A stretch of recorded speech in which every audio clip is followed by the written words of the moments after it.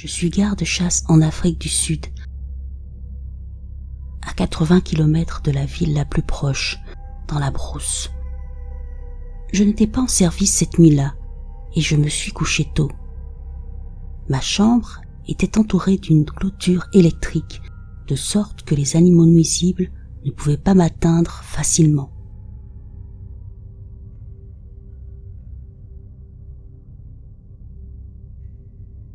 Je me suis réveillée vers 1h du matin quand j'ai entendu mon chien grogner. À ce moment-là, j'ai eu l'impression d'être observée, alors je suis resté immobile et silencieux pendant environ 5 minutes. Puis, j'ai entendu des bruits étranges, directement devant la fenêtre de ma chambre.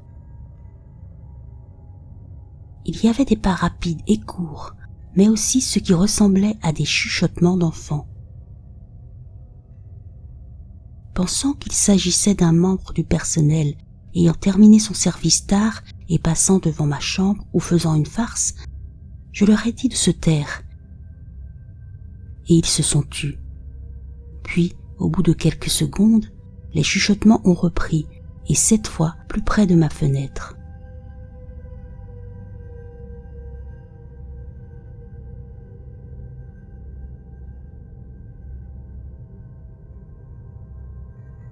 À ce moment-là, mon chien a commencé à pleurnicher et à grogner.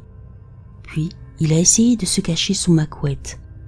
J'ai donc pris mon fusil, parce que les choses en Afrique du Sud sont instables avec la violence. Donc il vaut mieux en avoir un sur soi.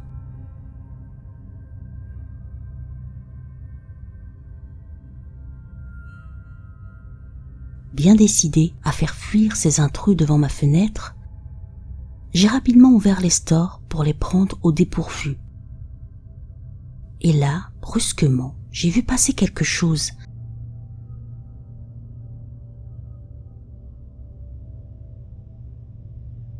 C'était court, sombre et sans visage. Une silhouette qui s'est immédiatement enfuie à un rythme anormal.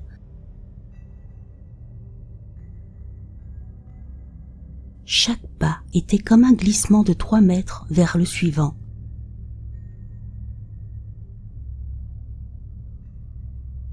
En voyant ça, j'ai eu un frisson. Les poils de mon corps se sont dressés.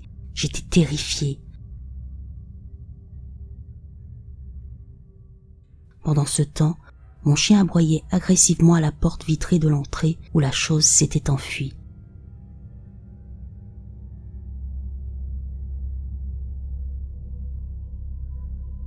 Je n'avais aucune idée de ce qui venait de se passer et je n'avais pas l'intention d'être une cible facile. Alors je suis sortie avec mon fusil et j'ai fouillé la zone immédiatement devant ma fenêtre. Il n'y avait rien, pas d'empreinte de pas, pas de silhouette sombre. Mais le jour suivant, j'ai trouvé des plumes d'oiseaux regroupées avec des brindilles et ce qui ressemblait à des cheveux sous l'arbre devant ma fenêtre.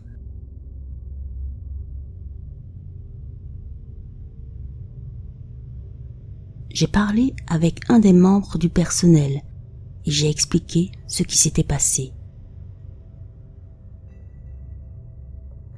Il s'est avéré que les habitants, cette nuit-là, étaient restés à l'intérieur, car ils savaient que c'était la nuit où les sorciers appelaient les démons pour qu'ils fassent leur action, et celui-ci avait été envoyé pour faire des incantations devant ma fenêtre, apparemment pour me jeter un sort ou me faire quitter les lieux.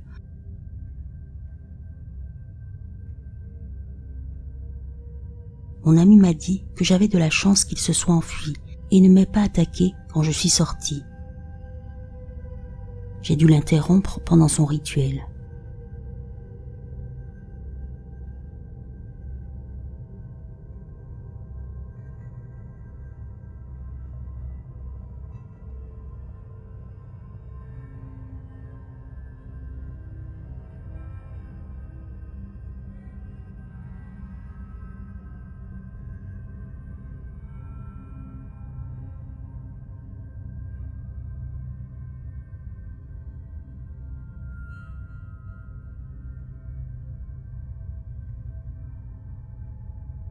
Adolescent, je vivais en Afrique du Sud avec mon grand-père dans un quartier pauvre de Johannesburg, connu pour ses activités liées au trafic et aux gangs.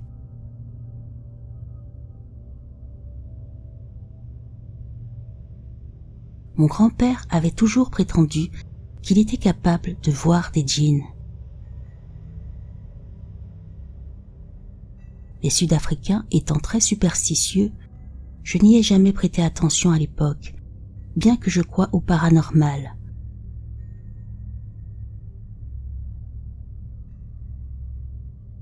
Une nuit, où j'étais avec mes cousins dans la chambre que nous partagions, l'un d'eux a commencé à crier.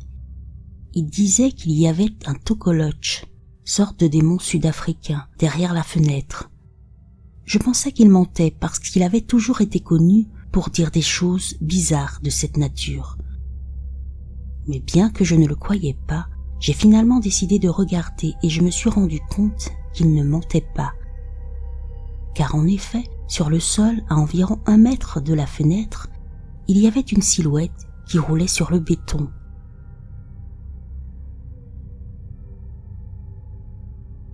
Au début, j'ai pensé que c'était un chien, mais plus je regardais, plus ça avait l'air humain.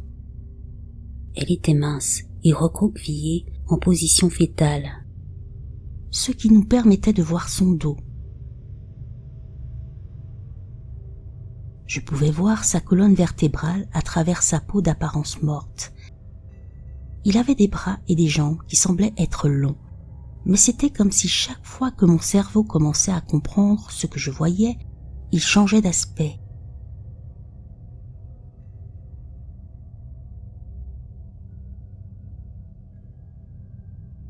Nous ne pouvions pas voir le visage de la créature qui se tordait dans des excréments de chien. Mes cousins étaient terrifiés, mais bizarrement, je n'avais pas peur de cette chose.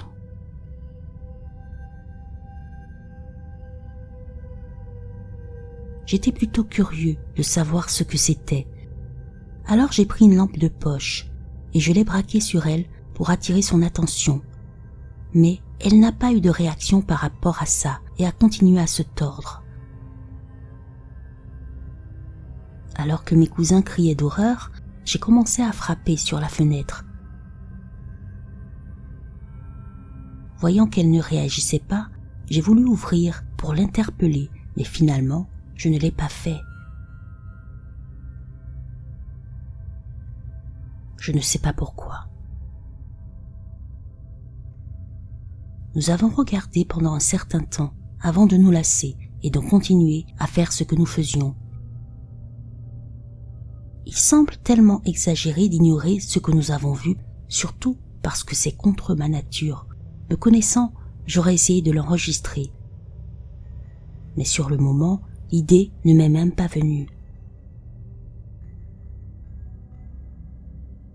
C'était presque comme si la chose avait en quelque sorte influencé nos pensées pour nous éviter de l'affronter ou de l'enregistrer. Ce n'est que maintenant que j'y repense et que je me reproche de ne pas avoir pris de vidéo.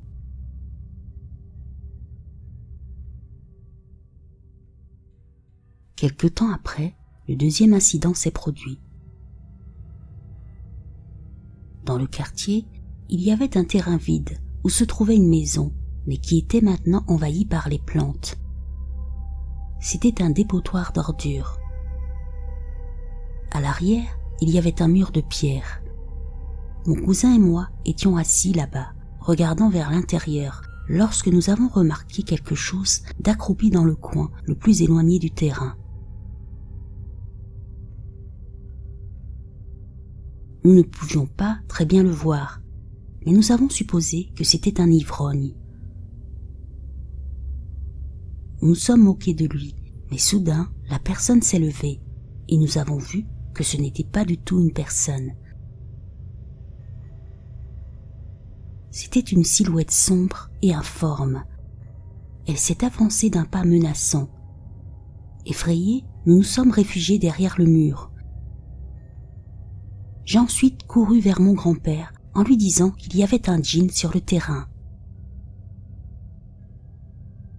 Il nous a dit à moi et à mon cousin de courir à l'intérieur. Nous nous sommes exécutés et nous l'avons regardé se diriger vers le mur et crier sur la créature.